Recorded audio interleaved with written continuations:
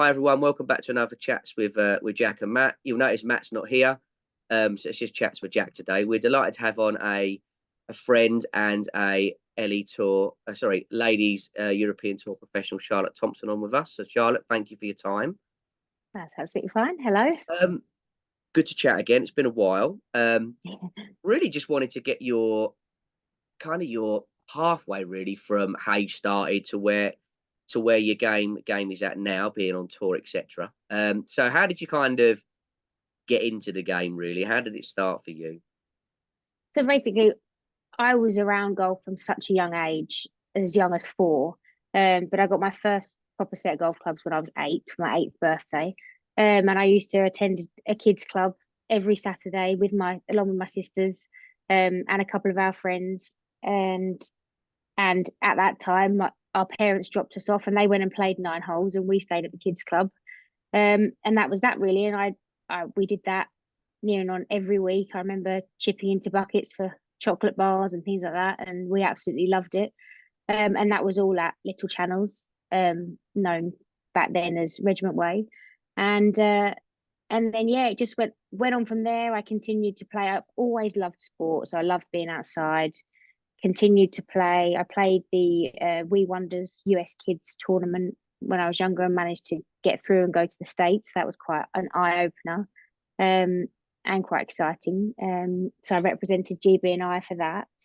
And then all through school, I played county level golf and played at my home club, which at the time was Channels, and continued having lessons with my first coach very consistently.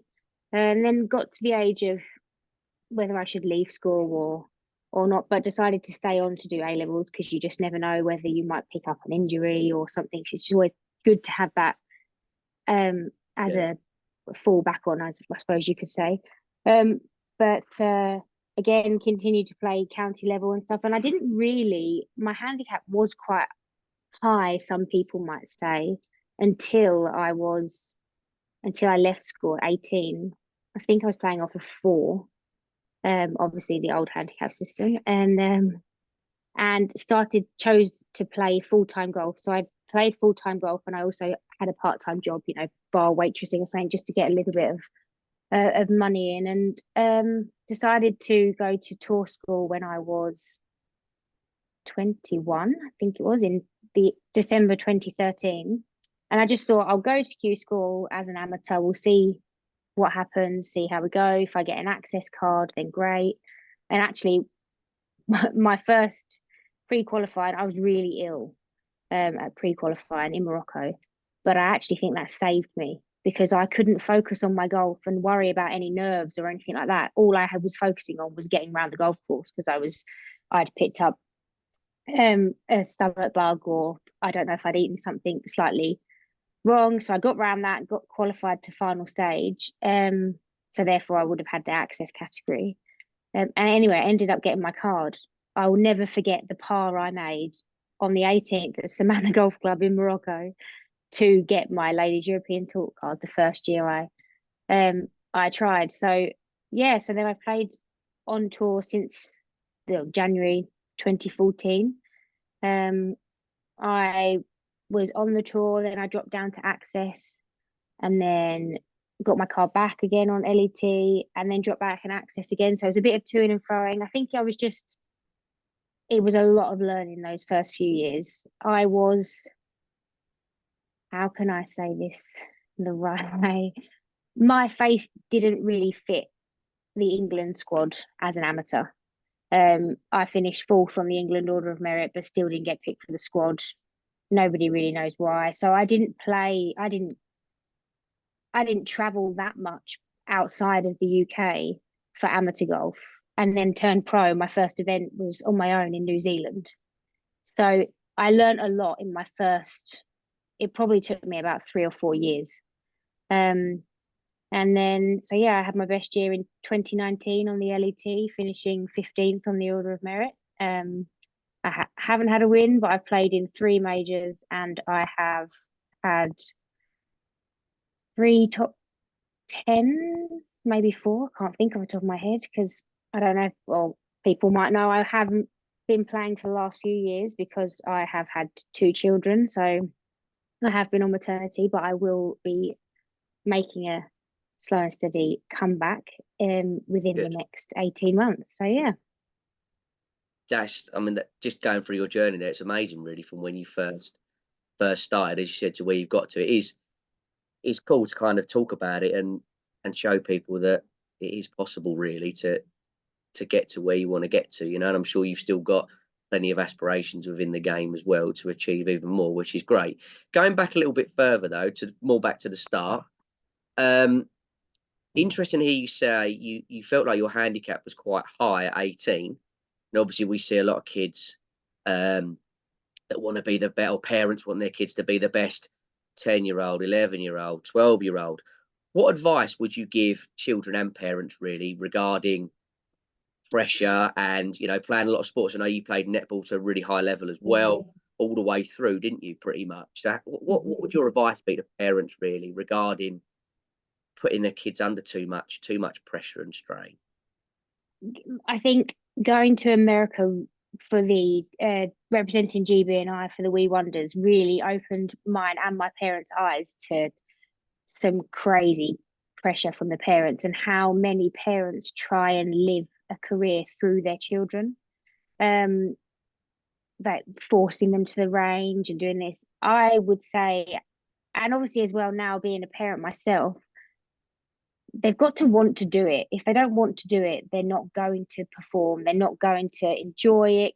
You want your children to enjoy what they're doing. And I was fortunate enough that I was able to play multiple sports, and my parents just, you can guide them in a certain direction if you want them to do certain things, but you don't force them. You can't force people there. You can't make a 10-year-old practice because you think that's going to make them better, because if they don't want to practice, they're not going to practice in a way that's going to be beneficial. And then for the youngsters now, I would say you got to have fun, because if you're not having fun, you won't learn anyway. Be a sponge, learn off everyone, because you can learn the good and the bad off of all sorts of people. Just learn, take in everything. If people give you advice, take it in, and then eventually you'll work out whether it was good advice or bad advice, or something that you will do, something that you won't do. I think I only sort of sought advice when I was younger off of certain people and didn't really listen to anybody else. And then as I got older and then eventually turned pro and was on the tour, started taking advice from a lot more people and deciding what was best for me, basically. So that they would be my things to say to youngsters: to have fun, learn off everyone, and just, I mean, it just comes back to having fun. I mean, the parents, golf is such a good sport for not just playing sport, for your physical ability, for your attitude, for your like learning to talk with people, your face Yeah. to your communicational skills. It has so much more than just a sport. So I think that's so good as well, you know, and etiquette and everything about the whole round of golf. I think that's why golf, I think, is great for children to get into. Yeah, it rounds you as a person as well, doesn't it? Oh, absolutely. Not just the golfer, as the person as well. Absolutely right. So yeah, it's interesting what you said about, you know, you didn't really specialize. You was obviously a very good player at a young age, played with wonders, like you said, went to the States. But I remember, I mean, I know you when you was here coaching and practicing. But when was it that you realised, right, golf is now, this is what I want to do. This is what I want to be having a career in. I feel like it's for me. When was that? What age were you when that happened? So it probably was when I left school and started playing full time, really. When I wanted to, I sort of tried to make golf the 9 to 5 job, because I was like, if I'm going to do this properly, I need to do it properly. So I stopped playing my netball. Like as you said, netball was, I had to choose between netball and golf, and I chose golf, and I'm very glad that I did choose golf. But so I think it was then when I decided, right, if I'm going to do this, I need to do it properly. So I haven't played netball since that day, Mhm. since I was 18, which I miss. Don't get me wrong. If I ever um did stop playing golf professionally, I would try and find a netball team that I could play with again. But they are very different as well. With the obviously one's a team game, one's an individual sport mostly. So I think it was then, and you just think you start to realize that I could do something that I absolutely love and travel the world for my career because I am lucky to be good enough to do this. So let's not try and waste it. There's people out there that don't get to do what I've done. I am not someone that wants to sit in an office and work. Some people are. That's what some people love to do, but that's not for me. I want to be outside. I want to be playing golf and showcasing what I can do, I suppose. So yeah, I think that was the turning point for me when I was 18. I think that's really good to for parents and kids maybe tuning into this, that Charlotte didn't make a proper decision, and till she was pretty much an adult, a young adult. You're 10, 11 years old. You don't want to have to pick and choose at that age, And to be honest with you, it's probably done you good as well for making you an athlete first and a golfer second. I know you say netball and golf are very different, but playing a variety. Did you play any other sports when you was growing up as well, like loosely? Oh, everything and anything I could get my hands on. I played tennis um through the school years. I literally I was part of all the teams at school. I just any sport, and it's like you say, they all relate in some way. Um, Even like the netball side of things, I learned nutrition from that, and like fitness in the stretching side of it, taking care of your body because that is a big strain. Another thing that I think parents need to watch out for, and I mean, I know you and I know someone it's happened to, when you are around the ages of 10 12, your bodies are changing so much. You are growing. You have to take care of that. If you plow and plow and plow pressure and too much exertion on your body in certain areas, you will hinder from that in the future. So you have to be a bit careful of that because they are growing and a lot is changing. Um, and I think parents may forget that as well. I think so.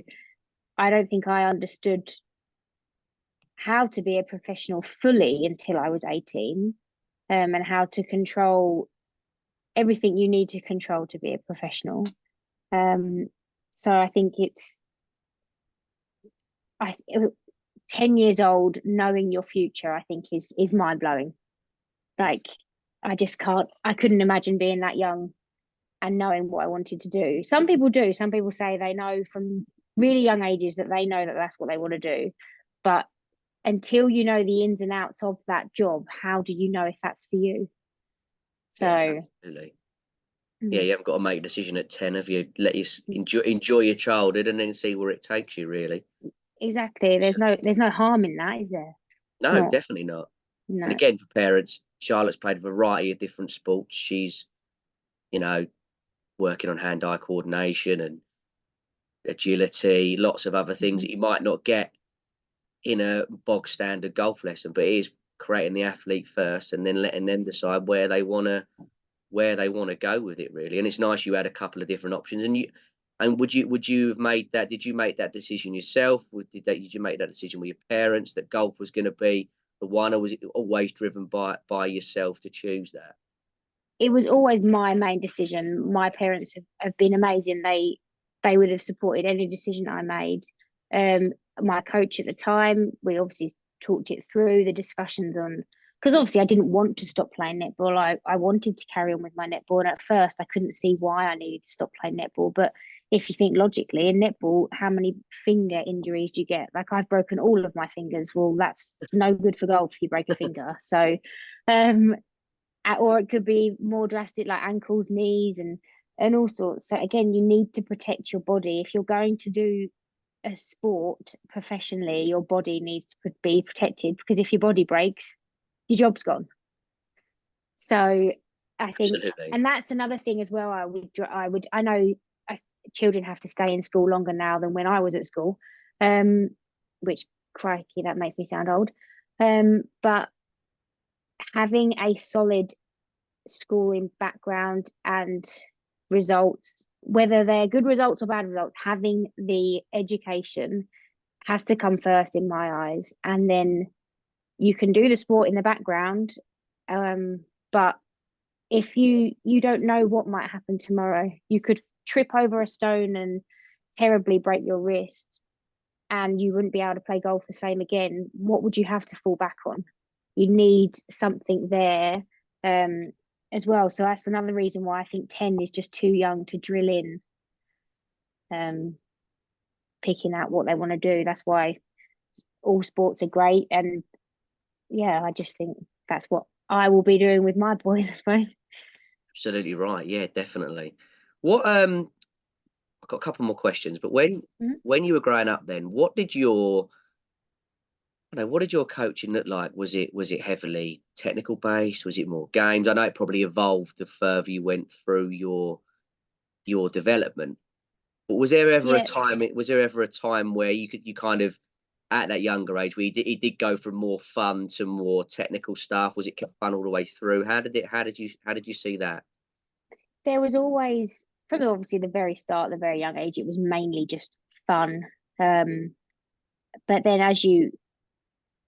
as I got older, you do have to do the technical stuff. Otherwise, you will lose the fun because you won't be getting any better because you Yeah, want to be seen to be getting better to make it fun. yeah, So they go the together. technical, Yeah, they do go together. The technical stuff is important. You want to be able to hit it further. You want to be able to hit it more accurately. You want to be able to hit it more consistent.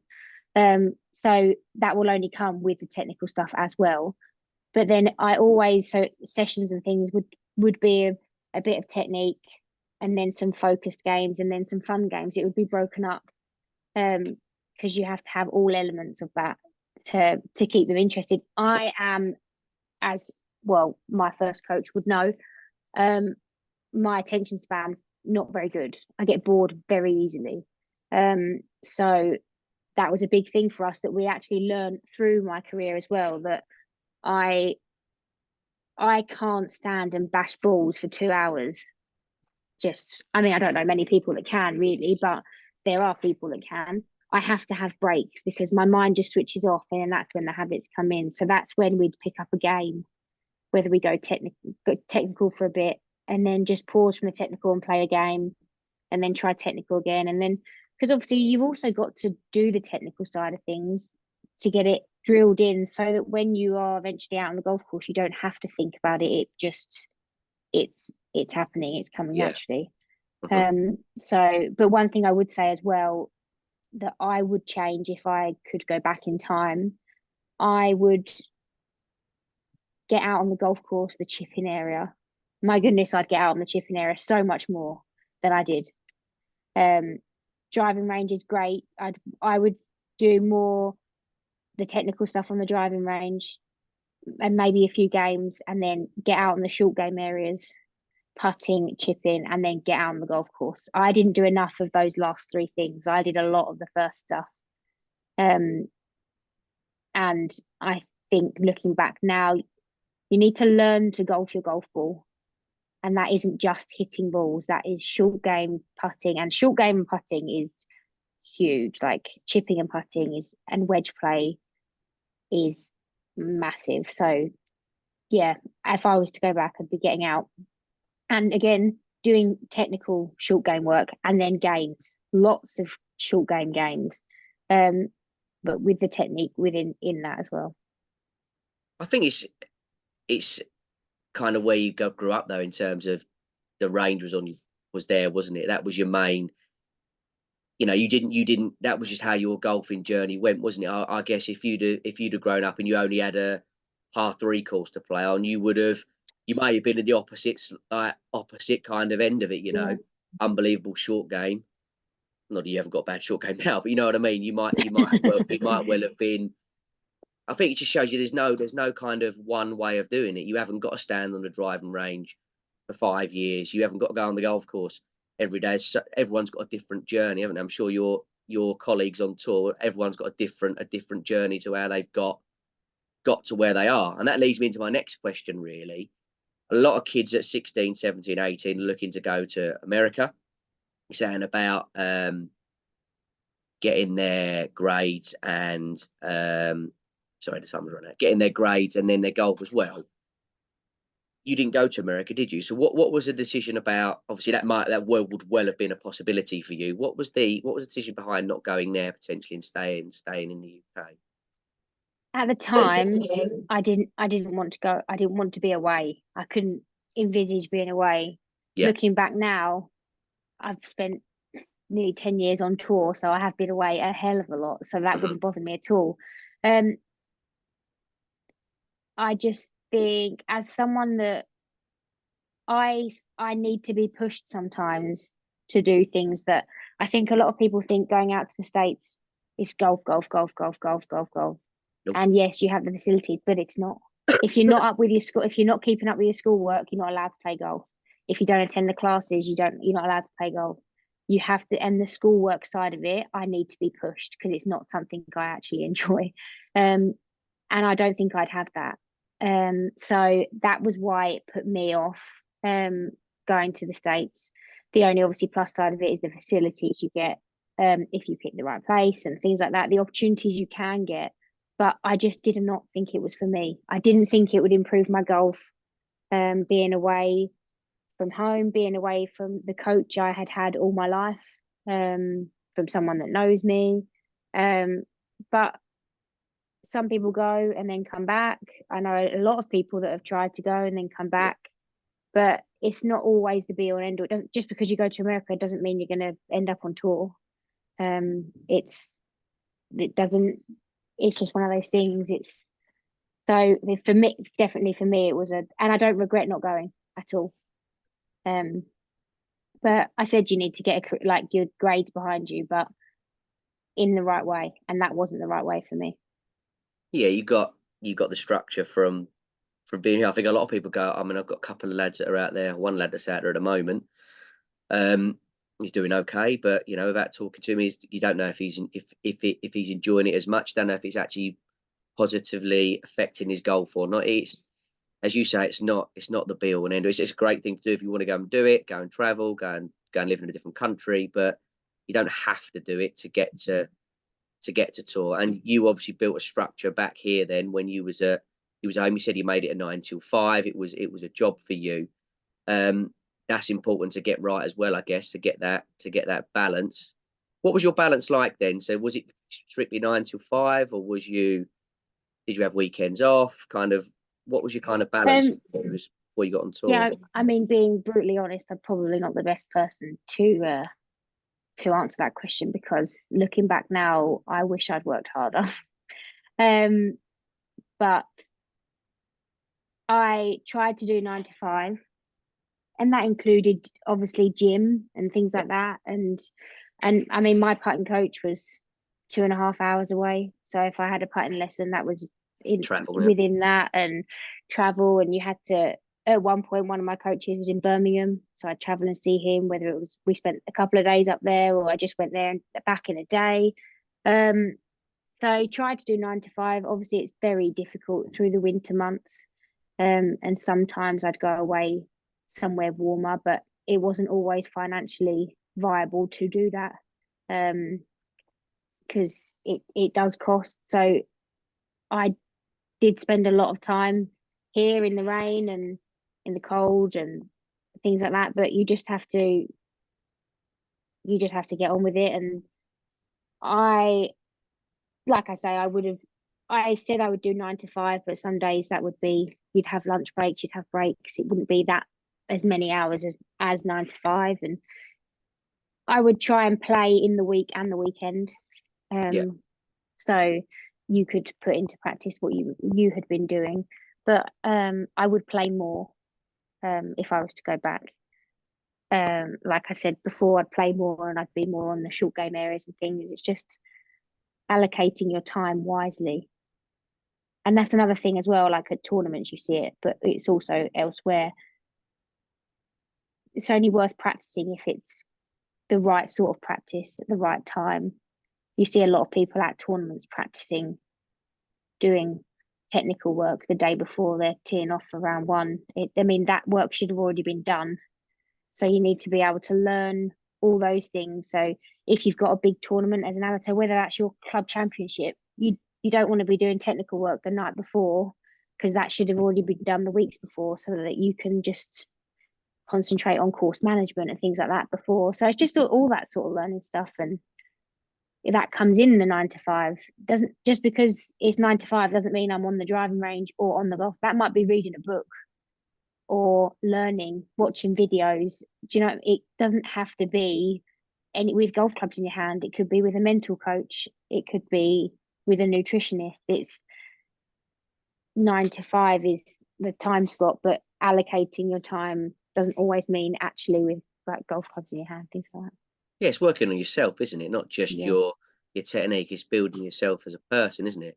Right, one last thing before the time runs out. I'm conscious of time.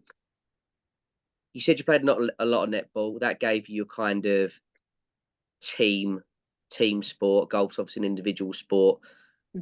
Did you do much practicing? And you 9 to 5, for example, did you do a lot of practice of that on your own? Would you advocate competing and practicing with other people if they're at the same sort of level as you? Or how did what are your thoughts on how you balance kind of individual and group practice, really? So I wasn't very good at practicing on my own because I got bored. And as you can probably tell from this, I like to talk. But practicing on your own is very important, because there are times when can be a lonely sport.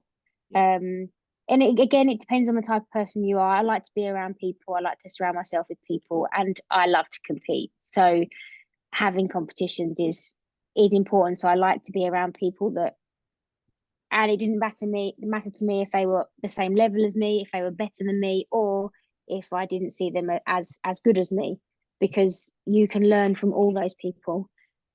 So whether you compete against someone that you might think is, or at the time has a higher handicapper than you, they're still great to compete with, because you should win. So the pressure's on you. So it's a little bit of pressure. You can't let them beat you. So it's another way of learning that. Whereas if you play against someone that is better than you, and you think, right, I really want to beat this person, then when you beat them, you get that, wow, you get that, it's almost like a win. You need to learn to win and to lose. So you need to lose to the person that you see as not as good as you, and you need to beat the person that you see as better than you, because then you'll see it. So I practiced a lot with people of all different ages, handicaps, abilities, because I think you can learn from absolutely everybody. But that's really what you said about, you've got to learn. You might go to a tournament and you're the favourite to win it. You've got to handle that pressure. You might go to a tournament and you've got no expectations at all.